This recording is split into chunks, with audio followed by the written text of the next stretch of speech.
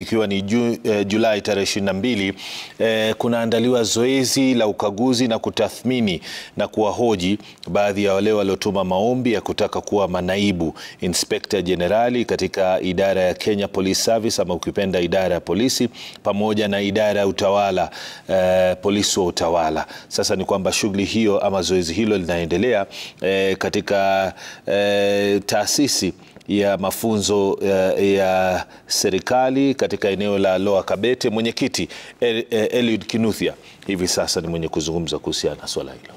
Change and reforms in the National Police Service, as you are aware that there is a lot of reforms that are ongoing right now in the National Police Service. I also want to say that the things that this person will be expected to do once you become successful is also among them to be able to make sure that the morale of the officers, the leadership of the officers, the guidance of the officers is also done as per the requirement of the law. He will be in charge of formations and units within the service.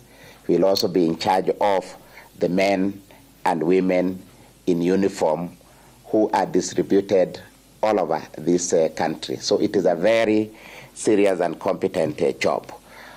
We are doing part of this process. The law and the Constitution requires that a Deputy Inspector General is appointed by His Excellency the President on recommendation of the Commission. So we are not completing the process by ourselves. We are doing the part that Commission is supposed to do to find the most preferred, the most suitable candidate, and we make recommendations. And from there, the appointing authority will also do his other part. It is good for you to also know that we have, among the candidates, we've tried to have a distribution to the best that we could. There are men and women who applied. We'll also be meeting candidates of both gender, women and also men in this. And all of them will have a fair and equal opportunity before this panel. I think for now it is only that we can be able to say, but it is good to call upon the public. We opened a portal for participation for the public. I am sure it is still live. We are checking and following. So any member of the public who has anything to say about any of these candidates, we are live, and you can see our system is already showing. So far, and without a prejudice, we are considering all submissions by the public, from the public, and should we find merit in whatever complaint or whatever issue that have been raised, we will be able to address it here and make the right decision.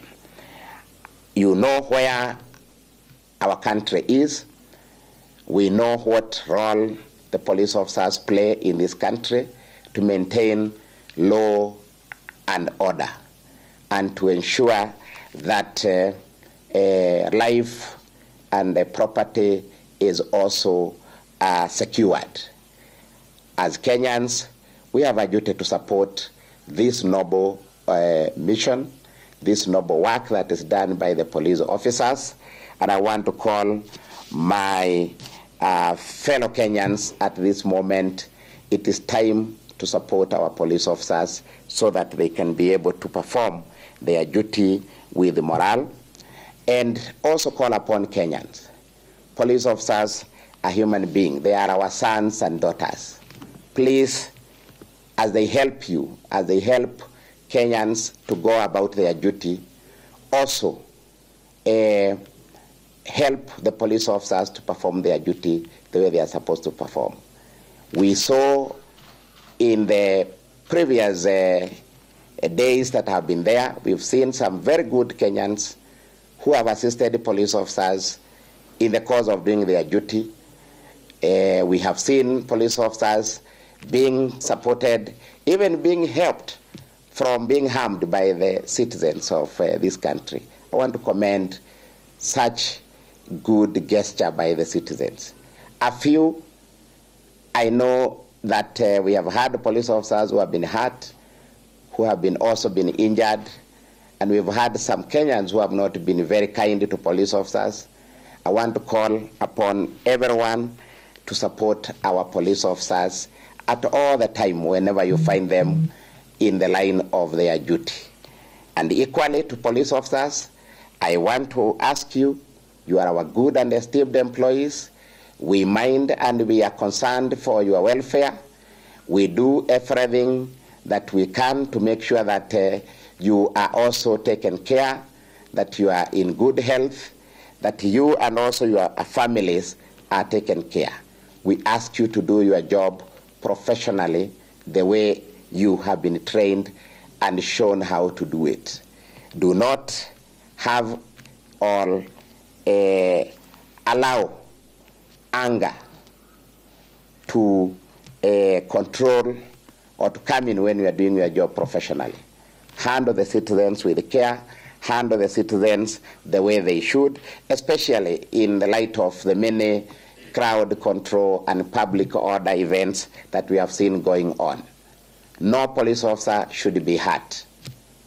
Also, citizens must also exercise restraint whenever they are working so that we can have our country.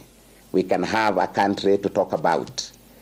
And without even commenting much, I know that the democratic space in Kenya is one of the best.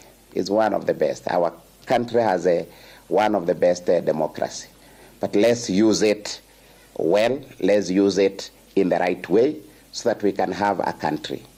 When you talk of reasoning, reasoning is two ways. The government reasons, but also the one who is asking us to reason need also to reason so that you can receive the feedback of what you have asked. And I think this one cannot be better said than what we have seen. We've seen a lot of changes.